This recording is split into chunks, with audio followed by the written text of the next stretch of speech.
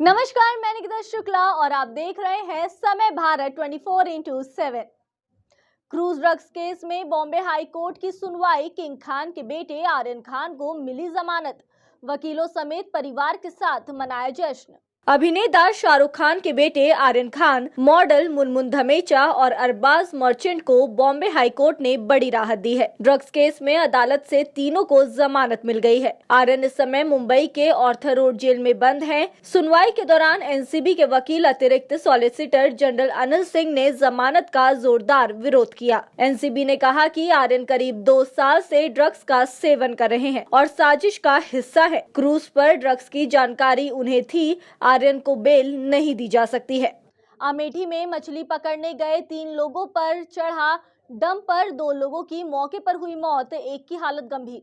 देर रात्रि पूर्वांचल एक्सप्रेसवे के पास स्थित तालाब से मछली पकड़ने गए थे तीनों युवक। तालाब से मछली पकड़ते समय रात्रि में नींद आने के चलते खुद के ऊपर पुआल डालकर सड़क किनारे लेटे थे तीनों मछुआरे। तभी तेज रफ्तार डंपर सड़क किनारे लेटे तीनों युवक पर चढ़ी। सूचना पर सीओ समेत भारी पुलिस बल पहुंची। मौके पर शव को कब्जे में लेकर पोस्टमार्टम को भेजा और जांच में जुटी। शुक्ल बाजार थाना क्षेत्र के पासिन का पूर्वा हुसैनपुर के पास की घटना है। हुई है सर कल रात्रि में। आज रात में 3:30 बजे के आसपास गांव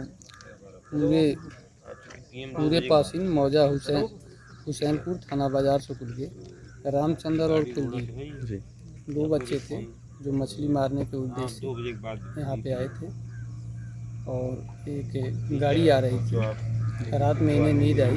सुबह के टाइम 3:30 बजे के आसपास और ये लेट गए थे और ऊपर से पुआल पड़ा हुआ था। गाड़ी वाला समझ नहीं पाया, इनके ऊपर गाड़ी चढ़ गई। ऑन स्पॉट दोनों एक्सपायर कर गए। सूचना मिलने पर बाजार सुकुल पुलिस आई और इनके पीएम के लिए गाड़ी भेज चुकी है और परिवारीजन भी आए थे। उनको समझा बुझा के वापस किया गया।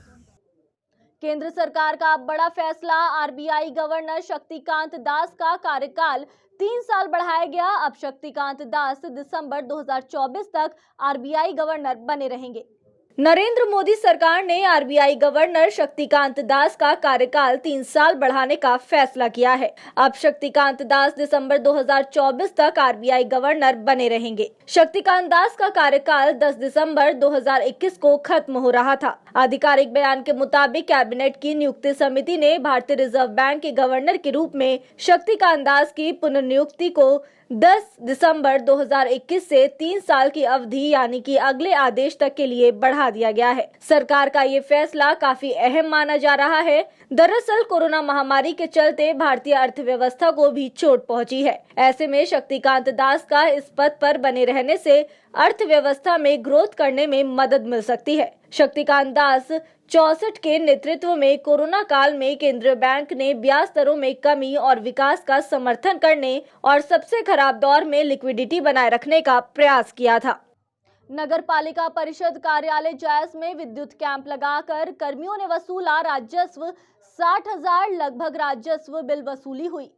सरकार के दिशा निर्देश का पालन करते हुए विद्युत उपखंड जायस के कर्मियों ने बुधवार को कस्बा जायस में एक मुश्त विद्युत बिल समाधान योजना कैंप के तहत वसूला गया राजस्व। बताते चले कि एक मुश्त विद्युत बिल समाधान योजना के तहत बुधवार को विद्युत उपखंड जायस के अधिकारियों ने कस्बा जायस में विद्युत कैंप का आयोजन किया, जहां एक तरफ एसडीओ संजीव पटेल, जेई सुरेश कुमार की अगुवाई में जायस कस्बा में विद्युत विभाग कर्मियों द्वारा कैंप लगाकर विद्युत बकाया उपभोक्ताओं से की जा रही अपील, जो बकाया उपभोक्ता है सभी इसी कैंप के माध्यम से अपनी बकाया बिजली के बिल जमा करें, जिससे उन्हें बेहतर लाभ मिलेगा। सरकार के आदेश पर विद्युत विभाग में ब्याज 100% छूट योजना के अंतर्गत बिल का भुगतान जमा कर और उपभोक्ता इस योजना का लाभ उठाएं। इस संबंध में उपकेंद्र विद्युत विभाग के अधिशासी अभियंता से बात की गई, तो उन्होंने बताया कि यह योजना शासन के आदेश पर 21 अक्टूबर से 30 नवंबर तक चलेगी, जिसमें उपभोक्ता अपनी बकाया बिल जमा कर सकते हैं।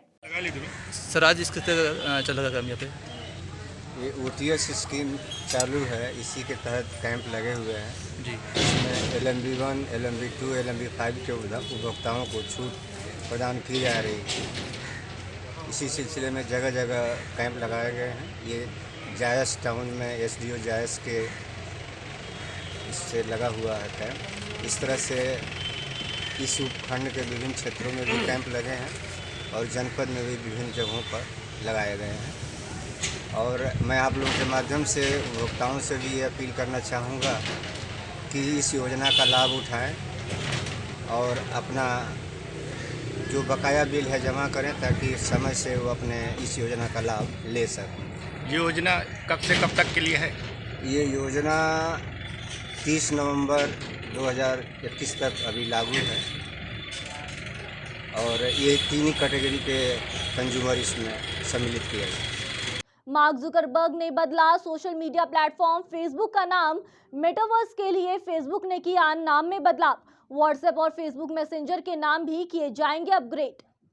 मार्क जुकरबर्ग ने अपनी कंपनी के नए नाम के ऐलान के दौरान कहा, हमने सामाजिक मुद्दों से जूझने और काफी करीबी प्लेटफॉर्म पर एक साथ रहते हुए बहुत कुछ सीखा है और अब समय आ गया है कि हमने जो कुछ भी सीखा है उसके अनुभव से एक नए अध्याय की शुरुआत करें। फेसबुक के को-फाउंडर और सीईओ मार्क जुकरबर्ग ने अपनी कंपनी के नए नाम की घोषणा कर दी है। फेसबुक को अब नए नाम मेटा से जाना जाएगा, जबकि जिसके लिए फेसबुक ने अपना नाम बदला है उसे मेटावर्स के नाम से जाना जाएगा। मेटावर्स एक अलग ही दुनिया है जो कि पूरी तरह से इंटरनेट पर निर्भर है। मेटावर्स के लिए फेसबुक लगातार निवेश भी कर रहा है। फेसबुक के अलावा कई अन्य कंपनियां भी मेटावर्स बनने पर विचार कर रही हैं। इसके साथ ही 1 दिसंबर से कंपनी के स्टॉक का स्टिकर MVRS के नाम से होगा। कंपनी के हेडक्वार्टर में अंगूठा वाला यानी कि लाइक लोगो अब हट गया है और उसकी जगह नए लोगो ने जगह ले ली है जो कि इन्फिनिटी जैसा है।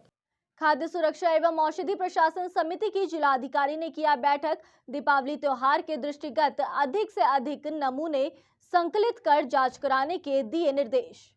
अमेठी में जिलाधिकारी अरुण कुमार की अध्यक्षता में कैंप कार्यालय में खाद्य सुरक्षा एवं औषधि प्रशासन समिति की बैठक आयोजित हुई। बैठक के दौरान जिलाधिकारी ने संकलित किए गए नमूनों की जानकारी ली, जिस पर अभिहित अधिकारी राजेश द्विवेदी ने बताया कि इस वर्ष 528 खाद्य प्रतिष्ठानों पर छापेमारी कर 81 नमूने संकलित किए गए हैं। साथ ही 34 प्रकरणों में 3,68,000 का अर्थदंड भी लगाया गया है। इसके साथ ही बिना लाइसेंस के 43 प्रतिष्ठान पर कार्रवाई की गई है। दूध के 22 नमूने लिए गए, जिसमें से 4 व्यक्तियों पर कार्रवाई की गई है। बैठक में जिलाधिकारी ने मिलावट को लेकर होटलों, ढाबों, रेस्टोरेंट, मेडिकल स्टोर, बेकरी, आटा चक्की, ऑयल मिल, दूध कलेक्शन सेंटर के साथ ही विद्यालयों में मिड डे मील के अधिक से अधिक नमूने संकलित कर जांच करने के निर्देश दिए हैं। साथ ही उन्होंने कहा कि कोई भी दुकानदारों से अवैध वसूली ना करें तथा छोटे व फुटपाथ पर दुकान लगाने वालों को परेशान ना करें। दुकानदारों को पॉलिथीन का प्रयोग ना करने के लिए कहें तथा दुकानदारों को ग्राहकों द्वारा लिए गए सामान का पक्का बिल जरूर देने को कहें। बैठक के दौरान अभिहित अधिकारी राजेश द्विवेदी, खाद्य सुरक्षा अधिकारी रोशन सिंह, सिद्धार्थ, रश्मि प्रभा सहित अन्य संबंधित मौजूद रहे। कोरोना संक्रमण मामलों में एक बार फिर हो रही है बढ़ोतरी। आज देश में बीते 24 घंटों में 805 लोगों ने गंवाई जान। 14,348 नए मामले आए सामने। चाइना में कोविड के वाइल्ड कार्ड एंट्री और भारत में नए वेरिएंट के आगमन के बाद से एक बार फिर कोरोना पैर पसारने लगा है। केरल, महाराष्ट्र, तमिलनाडु समेत झारखंड और ओडिशा में कोरोना के मामलों में इजाफा हुआ है। संक्रमण के कारण मृतकों की संख्या में बढ़ोतरी हो रही है। स्वास्थ्य मंत्रालय की ओर से जारी आंकड़े के मुताबिक बीते 24 घंटों के दौरान कोरोना के 2000 केस कम होकर 14,348 नए मामले सामने आए हैं। वहीं इस दौरान 805 लोगों की मौत हुई है। 13,198 मरीज स्वस्थ होकर अस्पतालों से घर लौट चुके हैं। भारत में अब कोरोना के 1,61,334 सक्रिय मरीज बचे हैं। कुल संक्रमित मरीजों की संख्या 3,42,46,157 हो गई है। इसके अलावा ठीक होने वालों का आंकड़ा 3,36,87,632 पर पहुंच गया है। वहीं देश में कुल मृतकों की संख्या की बात करें तो यह 4,57,191 हो गई है। अमेठी नेपाल के काठमांडू में आयोजित द्वितीय ICSC India sports festival and youth national games 2021 में मुसाफिर खाना तहसील के 4 खिलाड़ियों का हुआ चयन। 30 से 31 अक्टूबर को नेपाल देश के काठमांडू में द्वितीय ICSC India sports festival and youth national games 2021 का होगा आयोजन। Aman Mishra 800 metre race, Rohit Yadav 200 metre race, Mukesh Chauhan 1500 metre race एवं आनंद दुबे वॉलीबॉल में 21 फरवरी को मथुरा में आयोजित राष्ट्रीय स्तर पर रेस प्रतियोगिता में मुकेश ने गोल्ड, अमन ने सिल्वर, रोहित ने ब्रॉन्ज व आनंद ने सिल्वर गोल्ड आदि जीते थे। इस आधार पर इन खिलाड़ियों का चयन नेपाल के लिए हुआ। वहीं आज जिला कांग्रेस कमेटी के कार्यकर्ताओं ने सभी खिलाड़ियों को नेपाल जाने के लिए 45,000 रुपए की सहायता राशि दी जाएगी। जी, क्या नाम है आपका? जी, मेरा नाम JB यादव है। मैं यूथ कांग्रेस का विधानसभा अध्यक्ष हूँ सदर गौरीगंज से। आप ये लोग खिलाड़ियों को मदद करने कैसी मदद आपने की? नहीं, ये हमारे क्षेत्र के बहुत ही होनहार हमारे नौजवान साथी हैं जो पहले भी अपने खेल और अपनी प्रतिभा के माध्यम से क्षेत्र के लिए कई बार मेडल लाने का काम किया है। किसी कारणवश परिस्थितियाँ कहीं न कहीं आर्थिक रूप से कमज़ोर होती रही हैं। ये सारा मामला हम लोगों के संज्ञान में आया है। अभी तत्काल में इन लोगों का खेल नेपाल इंटरनेशनल से लगा हुआ है, जहाँ जाना है। तो उनकी प्रतिभाओं में परिस्थितियाँ अड़चन में आ रही थी। फिर सूचना मिलने पर हमने इस बात को अपने कांग्रेस पार्टी के फोरम में रखा, जिलाध्यक्ष जी के माध्यम से चर्चा की। उसके बाद अपने जनप्रतिनिधियों, नेताओं के माध्यम से उसमें राजकुमार यादव जी, रविदत्त मिश्रा जी, पूर्व मंत्री जी, अरुण मिश्रा जी, यूथ कांग्रेस के जिलाध्यक्ष अर्जुन पासी जी, इन सभी के समान सहयोग से इन सभी साथियों के लिए धन जुटा पाया। आज इन सभी साथियों के घर आकर इनकी जो यथासंभव सहयोग सीमा है उसको करने का प्रयास किया है और अपने नेताओं के माध्यम से और स्वयं के भी माध्यम से मैं आश्वासन देना चाहूँगा कि आगे निकट भविष्य में भी जिस भी प्रकार की आवश्यकता इनके खेल में ज़रूरत रहेगी, कांग्रेस पार्टी और कांग्रेस पार्टी का नेतृत्व इनका हर तरह से सहयोग करता रहेगा। धन्यवाद। मुकेश चौहान, किस खेल से है?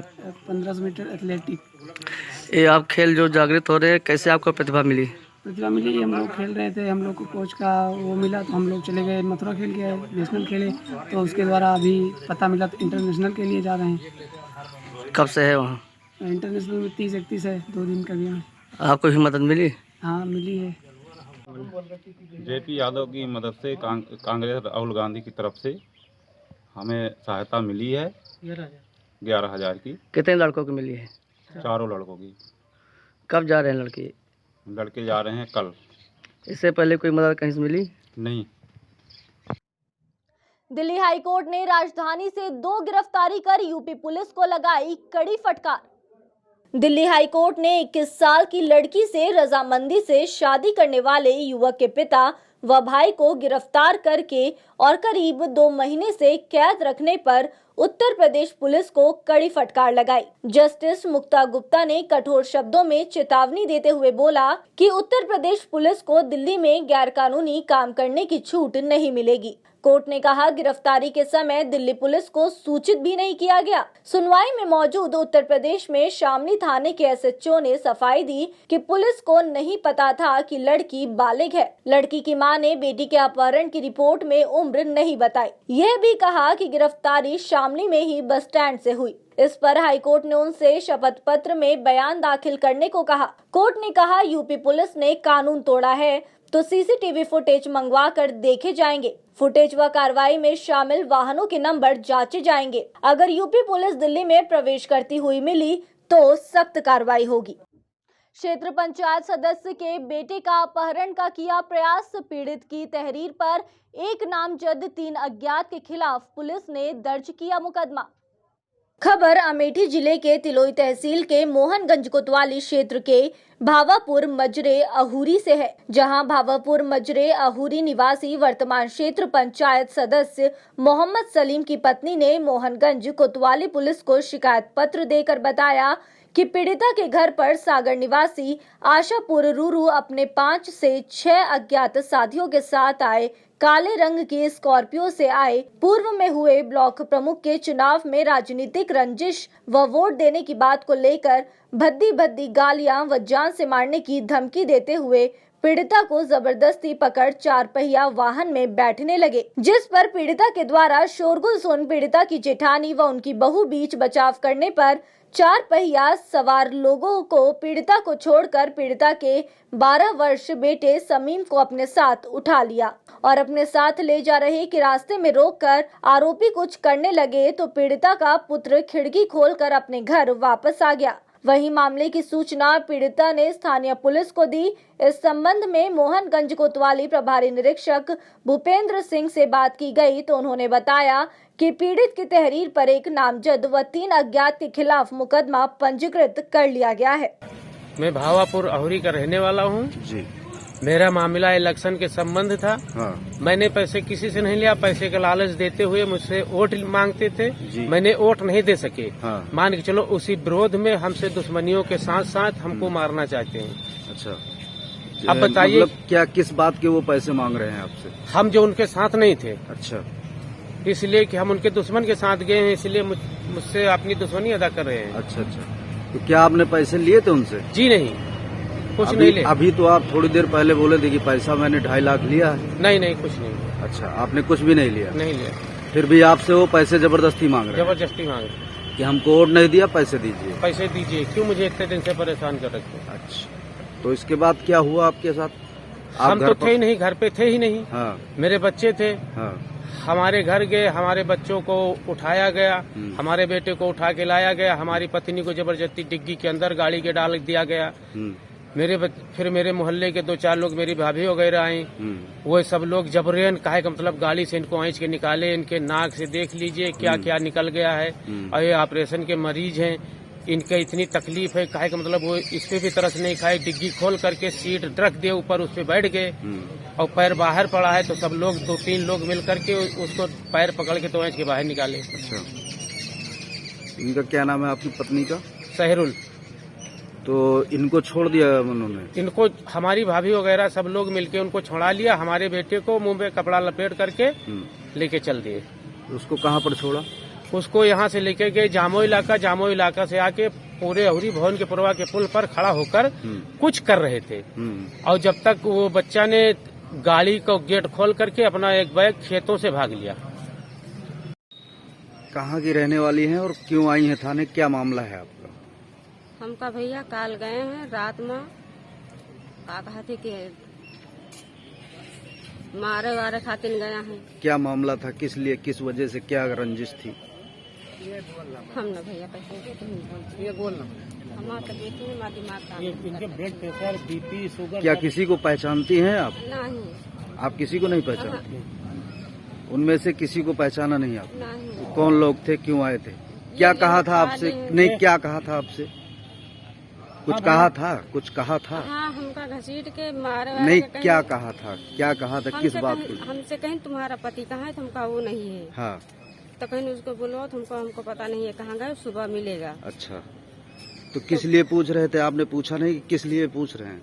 हाँ, तो फिर तो कहीं हमका उनसे मतलब है बस। हाँ। तो हम कहा ठीक है, हमका सुबह तो वही लगा भेज दिए भाई। ठीक। तो कहीं इनका सब लोग पकड़ो और पकड़ के इनका डिग्गी में बंद करो, और हम छोड़ावा भैया बहुत, मगर ये छोड़ी नहीं ना, और हमका ले जाके जबरदस्ती डिग्गी में बंद कर दी है।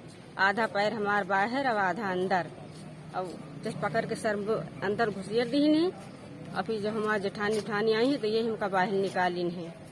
क्या नाम है बेटा तुम्हारा? समीम। किस गांव के रहने वाले हो? भावापुर। ये दोनों लोग तुम्हारे मम्मी पापा हैं? क्या हुआ था आपके साथ? मुझे मारे थे। अच्छा, उसके बाद क्या किया? वो आप पकड़ के ले गए थे। उसके बाद कहाँ पर छोड़ दिया? नेहरू के पुल पर। अच्छा। ऐसी ही बड़ी खबरों को देखने के लिए जुड़े रहिए समय भारत 24x7 के साथ। तब तक के लिए धन्यवाद।